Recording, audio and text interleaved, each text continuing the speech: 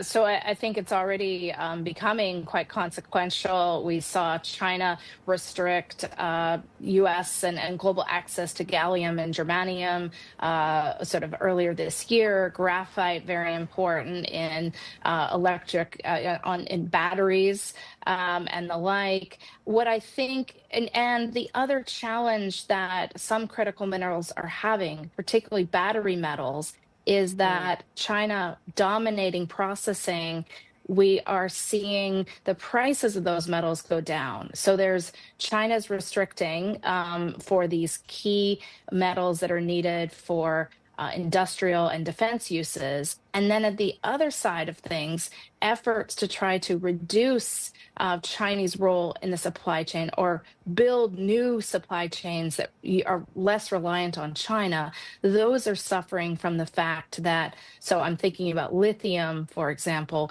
their prices have collapsed this year. And so efforts to build out those new supply chains were always going to be difficult and expensive in places like Australia.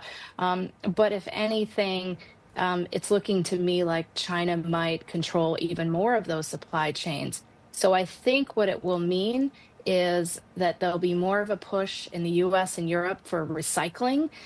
There'll also be more of a push from defense departments to invest in critical minerals to support their own supply chains. And that there's going to, but at the same time, there'll be less yeah. support, particularly in the United States, for battery metals for electric Hmm. vehicles.